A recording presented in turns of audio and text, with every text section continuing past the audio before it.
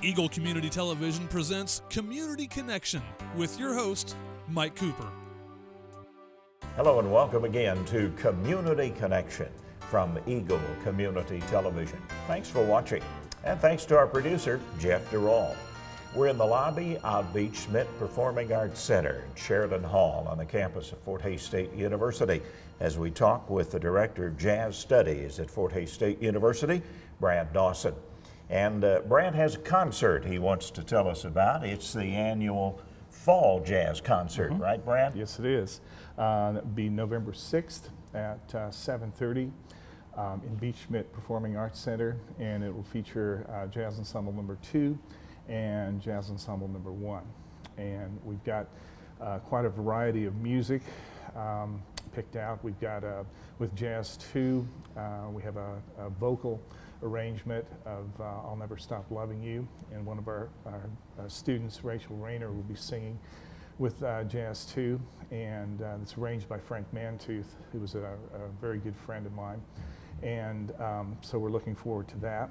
And Jazz 1 will also be doing some music of Stan Kenton, where we're bringing in actually 6 French horns and timpani, yes, so the whole thing. So it's going to be pretty crowded on stage.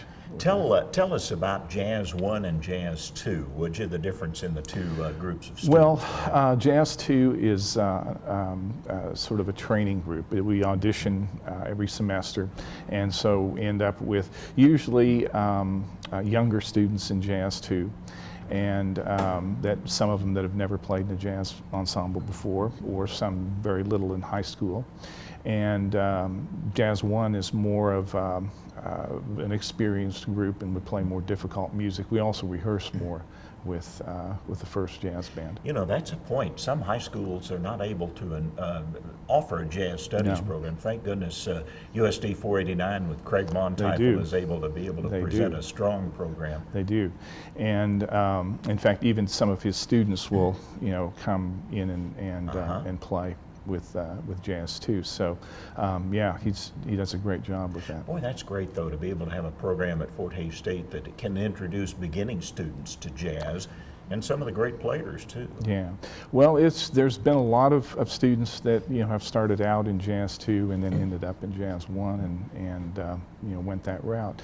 And once in a while they'll have students come in that'll start out in Jazz 1. That is. And the concert again is November 6th, Thursday evening. Starts what time? At 7:30. Okay, and tickets available at the box office here at Beach Schmidt. Yes. Okay. Yes. One of 2 opportunities, because you do a spring concert as well, right? Yes, we do. That's the Jazz Concert at Fort Hays State University. You're the Director of Jazz Studies with Brad Dawson.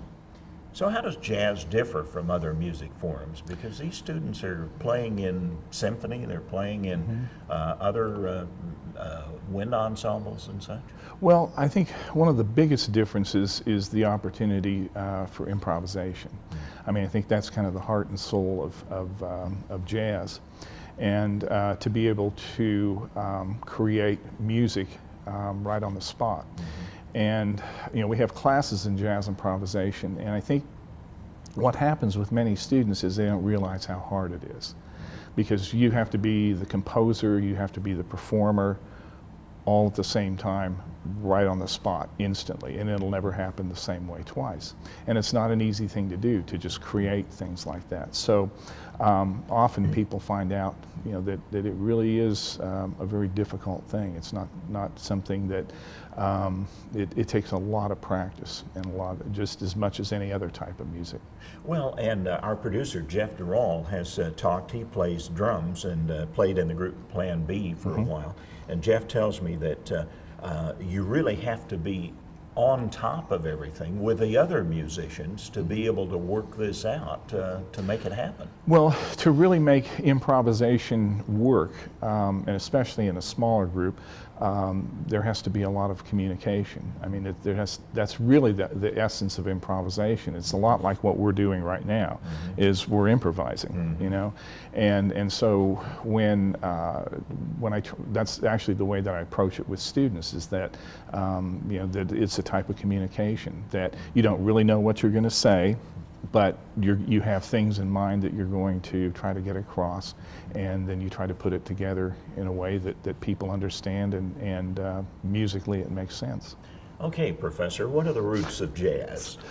Well, jazz has actually its roots going back clear into 1800s. The focal point was really New Orleans.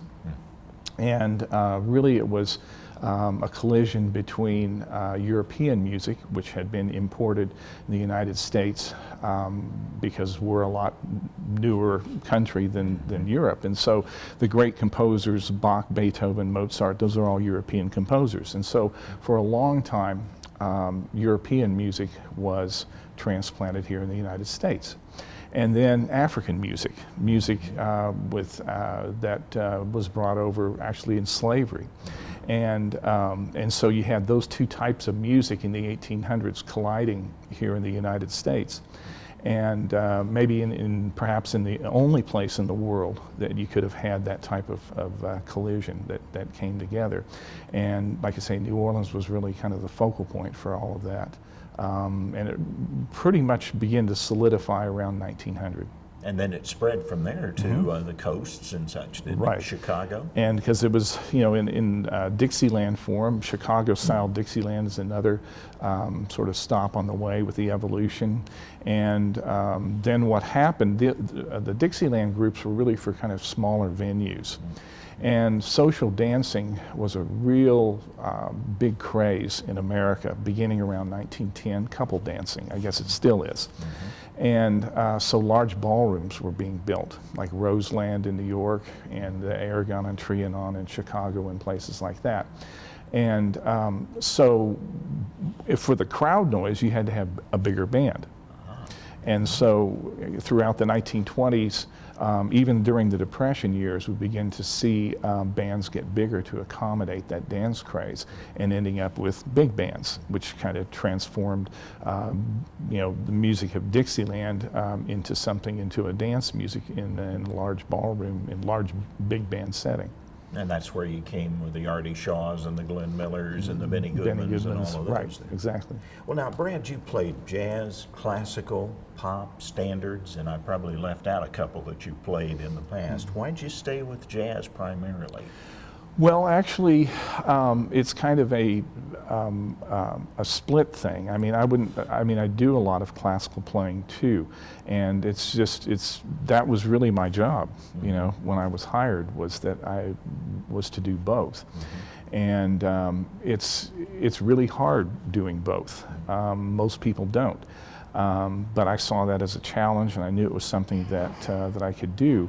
But I think for me personally, I really enjoy the challenge, and I like, being able to work both sides of the street, as I call it, with my students, and because there's always something, you get, to a certain point with one that you're looking for something different, you can always go to the other part, and so you never get bored practicing. It's always there's always something out there to challenge you with. How'd you settle on the trumpet? Well, my grandfather, who I never knew, played trumpet, and he conducted a city band. And so there was all these stories about him, and that he was this good player and all of that. And so it was just something that really intrigued me from the very beginning. It was almost like, well, I guess that's what I'm supposed to do. So when we're talking about music and the players and the musicians and the students and such, during the Pops concert for the Hayes Symphony, you played Oblivion, which is a haunting melody. It's just an amazing piece. When you were playing that, I was watching you on stage, and it seemed like you and the music were one. It was connected. See what I'm trying to say here? That you're feeling what's happening there in the music itself at the time. Well, I think that, that's just something that goes with performing. I think that every musician, that's something you want to strive for, is to, play with passion. And, passion is kind of an elusive thing. It's not jumping around on stage or anything like that. It's something that people sense. You can just hear it in someone's playing, and you can tell that they're playing passionately. And it's something that I always try to instill in my students, that's a very important part of playing music, that we don't just play notes and rhythms. It has to go beyond that. You have to really play with passion. Yeah, and Jeff Durall, our producer, told me also that when it comes together, you can tell it as a group, and I'm sure as a professor and standing in front of the group, you can tell when the kids have gotten it together. Oh yeah, yeah, and it's, and even that varies from night to night. I mean, sometimes, boy, things are really there, but that's part of being human. And Wynton Marsalis, I think, said it best. He said that some nights, you play the horn, and other nights you just stand there and hold it, and that's great. That's true, I think, for all of us. Now, you and guitarist Luke Johnson are going to be doing some work at the Robbins Center. Talk about that. Yeah, we'll be there on November 1st playing for a benefit for Empty Place at the Table. And it's just, we played it the last, I think, couple years. And it's just an important fundraiser that we enjoy being a part of. It's very important. Some other public performances. You also have some work at Gutch's and have played at Gella's and places like that in the past. So if you want to see Brad and Luke in performance, that'll be one area and one venue. Robbins Center, November 1st. Now, if we were to look into the, and I assume you still have some vinyl in the Brad Dawson collection, if we were to look into the vinyl collection, what would we find?